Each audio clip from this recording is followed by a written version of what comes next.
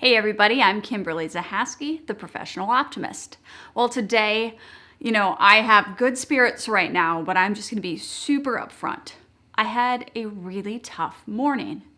And I can't say that I had a tough morning because of anything I'm personally dealing with. They were all emotions related to what other people are going through.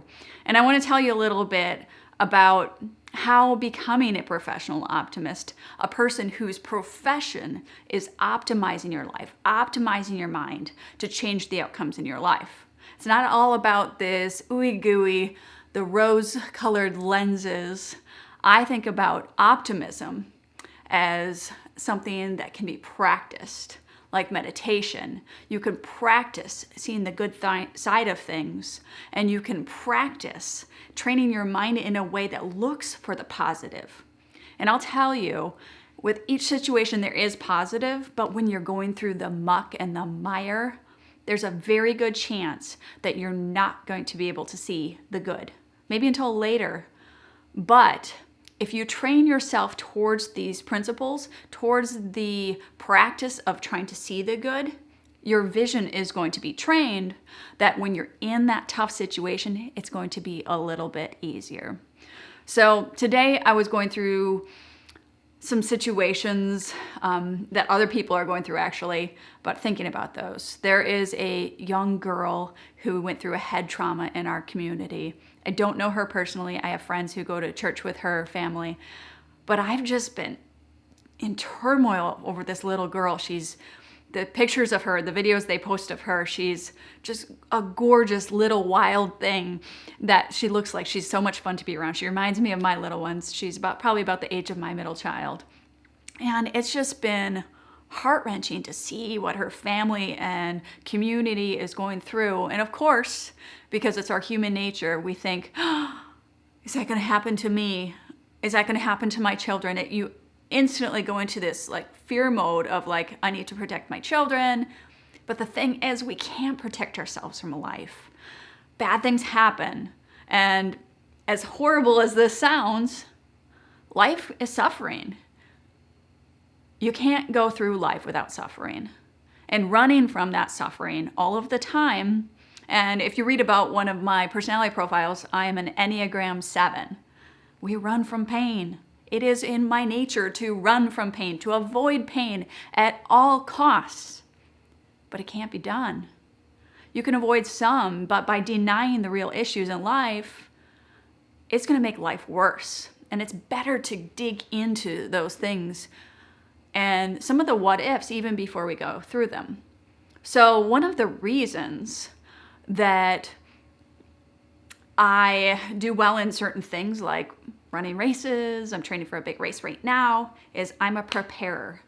You might ask me, are you one of those crazy preppers that have food in their basement? A little bit.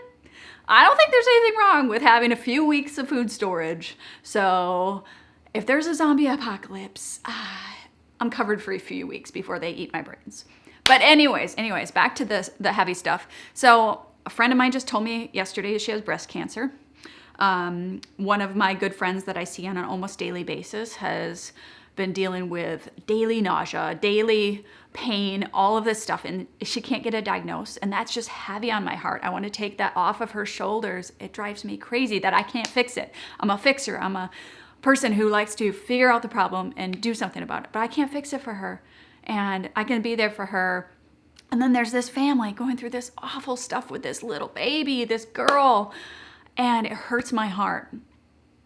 So what can we do? First of all, support the people. So I'm trying to think about whether it's just my own personal prayers. Is it appropriate for me to reach out to that person? Is it appropriate for maybe to donate to the cause? Whatever little things I can do are actually big things. And I think that's what we need to remember. So much of this world of self-development gets focused on the grandiose, and that's great. It's so important to be spreading your message, to be sharing your passion. But when it comes down to it, it's people that matters. When we're at the end of our life, we're in our late 90s, right? Because we're taking care of our bodies. We're in our late 90s, early hundreds, and we're about to pass. We're going to look back at our life and think about what was important. It's not the things. It's not even our hobbies. It's not anything but maybe your faith or your relationship with God, whatever that is. That's important to me. And it's about the people. We're going to look back at who did we spend time with? Who did we pour our lives into? Who poured their lives into us? So when I think about professionally optimizing my life, I'm thinking with intention. This whole year of intentional living for me, it's because I want to live with the end in mind. I don't want to be at the end of my life thinking back of like, whoa, I totally lived in that survival mode and I couldn't see past the day. I couldn't see past my own survival. I couldn't see the needs of others because I was so focused on me. So, as I'm digging into more of these things of like figuring out processes and procedures, sounds so geeky, but it gets you past that survival mode so that you can see the needs of others.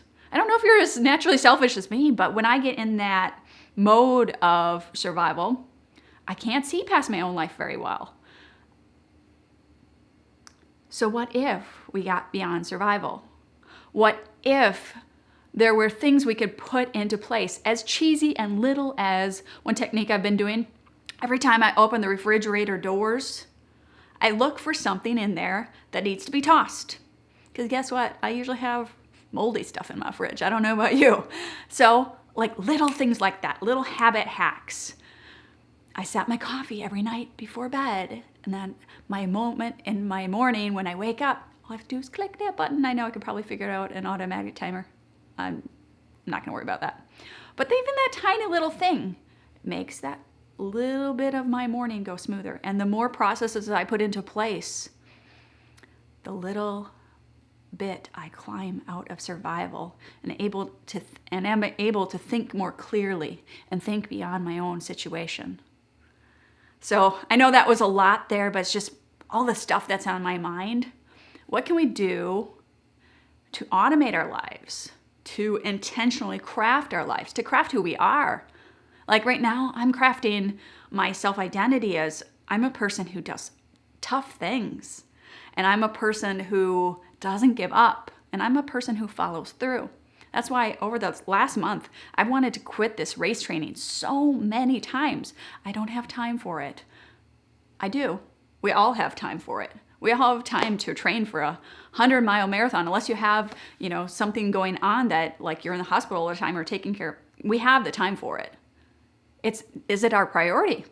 Awesome. It might not be your priority to do something like that. But if we scale back and say, oh, I actually do have time for it, I just don't choose to do that, we take back the power.